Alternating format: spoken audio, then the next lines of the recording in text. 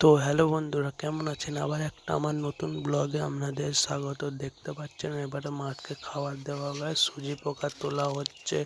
বন্ধুরা, সেদিনকে জল হচ্ছিল, সুজি পোকা তুলে রেখেছিলাম।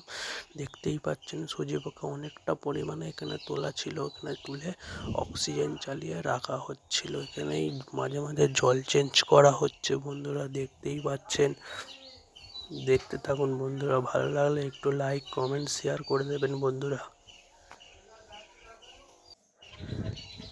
এরপরে বন্ধুরা, সূর্য পোকাটা সেই নোংরা জল থেকে ছাঁকুনি দিয়ে ছেঁকে নেওয়া হচ্ছে।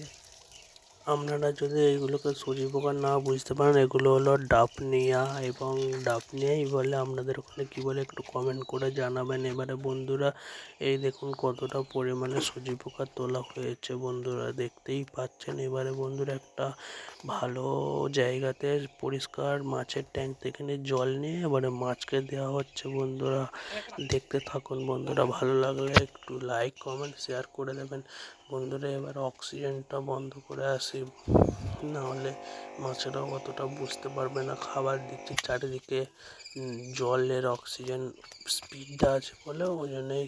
এবারে দেখতে থাকুন বন্ধুরা। মাছগুলোকে দেওয়ার সাথে সাথে মাছগুলো কীরকম চলে আসবে খেতে বন্ধুরা। এরপরেও দেখাবো ছোটো মাছকে কী করে খাবার দিতে হয়।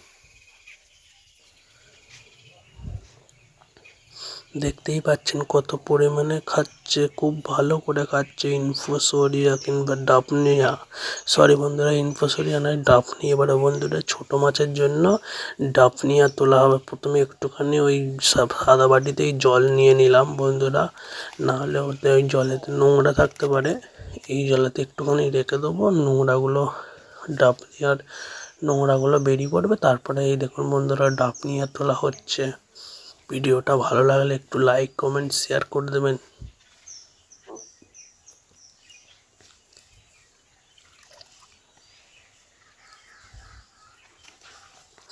এবারে দেখুন বন্ধুরা, ডাফনিয়াগুলো কীরকম ছোট মাছগুলোকে দেওয়া হচ্ছে।